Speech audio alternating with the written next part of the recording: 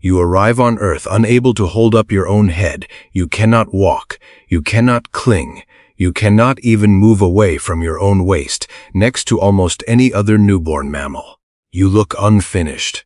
A baby horse can stagger to its feet within hours. A baby chimp can grip its mother with hands and feet. A human baby can mostly cry, suck, sleep, stare, and hope somebody notices. So why would evolution produce a creature this helpless? At first, the answer seems obvious.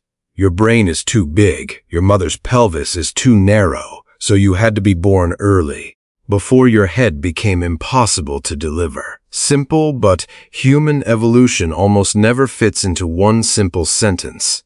What looks like a design flaw is actually the doorway into one of the strangest survival strategies your species ever invented. A human baby is not weak because humans are a failed animal. A human baby is weak because humans became a social animal so extreme that survival moved outside the body. Your first environment was not just a womb, it was other people. And that changed everything.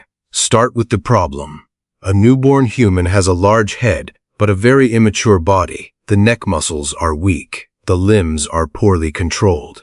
The eyes can focus only at short distances. The brain is hungry, but the body cannot do much with it yet. Is this normal for a primate? Compared with many monkeys and apes, it is unusual. A newborn chimpanzee is also dependent, but it can cling tightly to fur that matters. If a chimp mother climbs, feeds, and moves through the forest, her infant helps by holding on. A human baby cannot do that. Your ancestors had already lost thick body fur, and their babies did not have the grip or coordination to act like living backpacks, so someone had to carry them, constantly. This is the first clue. Helplessness is not just about the baby, it is about the whole group around the baby. A baby that cannot cling forces care to become active. Someone must pick the baby up. Someone must watch the baby breathe.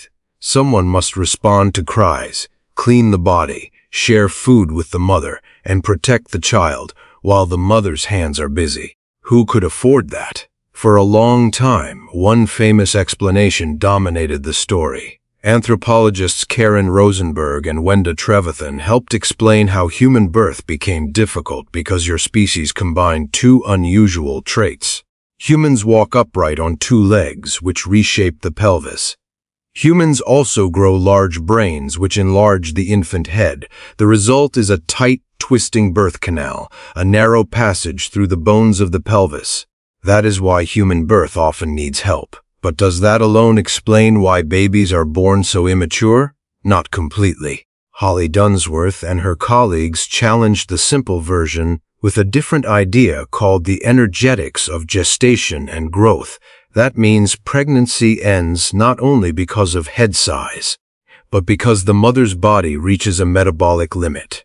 Metabolism means the energy cost of keeping a body alive.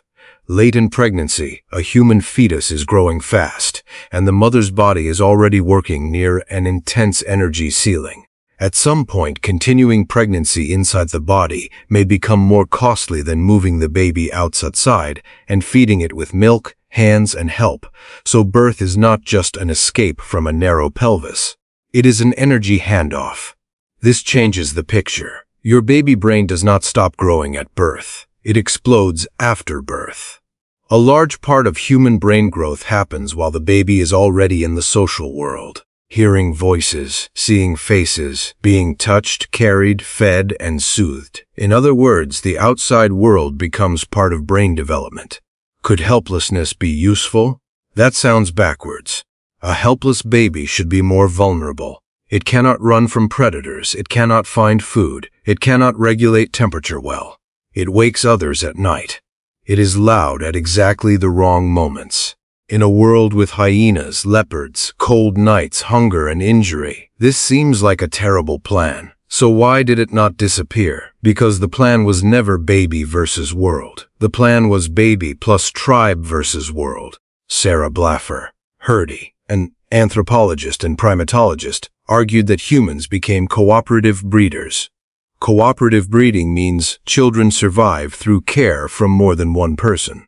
Not only the mother, Fathers, grandmothers, older siblings, aunts, uncles, and trusted group members all matter. A human infant is not built to survive alone. A human infant is built to recruit care.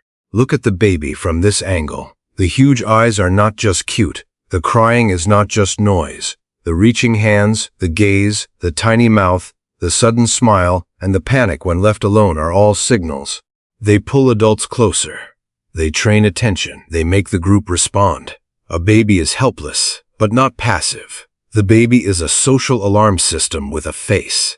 This is where the strange power of cuteness matters. Konrad Lorenz, an ethologist who studied animal behavior, described a set of infant features often called the baby schema. That means a round head, big eyes, small nose, soft cheeks, and clumsy movement that trigger care in adults.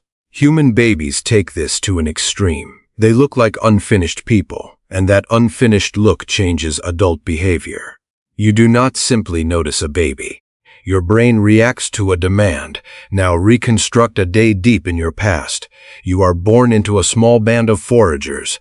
There is no hospital. There is no crib. There is no private nursery painted with clouds.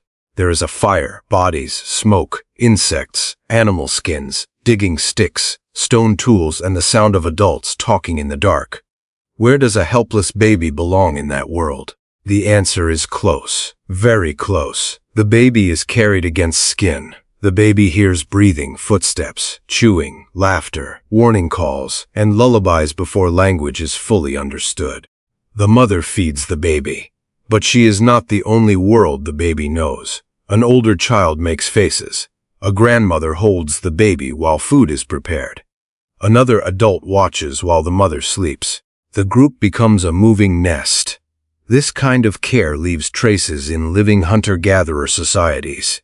Though no living group is a perfect window into the Stone Age, anthropologist Barry Hewlett documented intense infant care and father involvement among the Aka of Central Africa.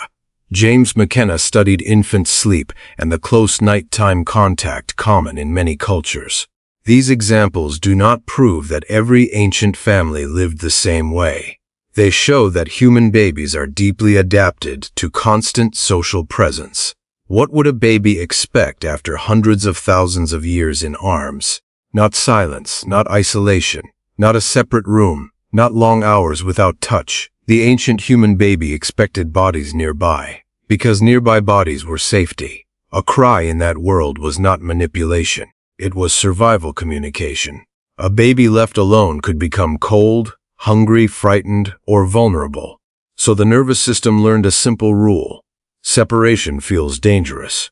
This is why modern baby behavior can feel confusing. A baby may be fed, warm, clean, and still cry when placed down. To an adult with a schedule, that looks unreasonable. To an ancient nervous system, it makes perfect sense. The baby is not checking a modern list of needs. The baby is asking the oldest question a human body can ask. Is someone here? Helplessness also bought time. A deer must stand quickly because the body has to escape. A sea turtle hatchling must crawl because nobody is coming back. A human baby takes the opposite path. It arrives unfinished, then lets the brain absorb the world slowly. Faces become maps, voices become anchors, hands become tools before the baby can use tools. Culture enters before memory begins. Is that weakness? Or a different kind of growth? This long childhood became one of the engines of human intelligence. A short childhood can produce quick independence. A long childhood produces learning. You have years to watch fire being managed, plants being gathered, animals being tracked, tools being shaped, conflicts being solved, and stories being told. Your brain is expensive, but it is flexible. It does not arrive with every answer fixed in place. It arrives ready to be shaped by the people around it. That flexibility is risky. A baby needs years of protection before it can contribute much. But the payoff is enormous. A child can learn the exact foods of one landscape, the danger signs of one predator, the customs of one group, the sounds of one language, and the rules of one social world. Human babies are not born ready for one environment. They are born ready to be trained by almost any human environment. That is a different kind of survival. This may be the counterintuitive twist. Human babies are not helpless because evolution ran out of time. They are helpless because evolution extended time. Birth moved part of development into the social world, where learning could happen in real time. The baby became a project shared by biology and culture. The body grows in arms. The brain grows in conversation. The self grows through being answered. This also explains why care-shaped adults. If babies needed constant help, adults who responded well had an advantage. Patience mattered. Attention mattered. Food sharing mattered. Trust mattered. A group that could keep babies alive could keep knowledge alive. Every surviving child carried techniques, memories, relationships, and future cooperation.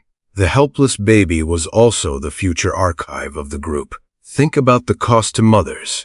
Human pregnancy is demanding. Birth is risky. Milk production is expensive.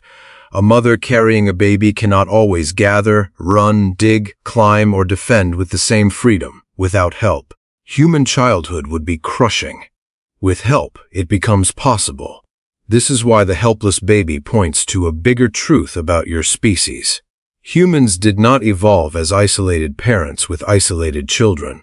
Humans evolved around shared burdens. The modern world often hides this. A parent can sit alone at 3 in the morning with a crying baby, surrounded by walls, screens, bills, advice, and silence. The baby is ancient. The room is new. The baby's nervous system still asks for contact, rhythm, warmth, smell, movement, and voice. The adult nervous system still needs backup. So the problem may not be that babies are too needy. The problem may be that modern life made normal need look like failure. Your own body still carries pieces of this story. You relax when a trusted voice answers. You feel stress when messages go unanswered. You seek eye contact when scared.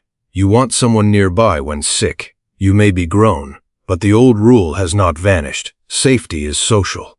From the first day of life, your body learned that survival was not only inside your skin, it was between people. So why are human babies so helpless? Because they are born before they are finished.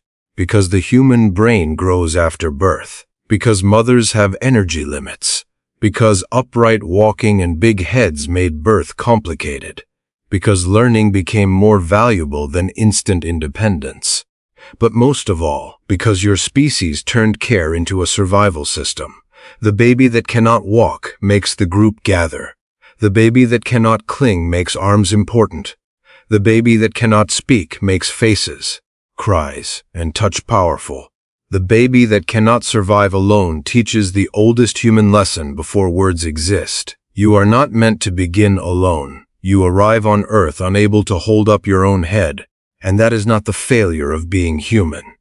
That is the first proof that being human was never meant to be done by yourself.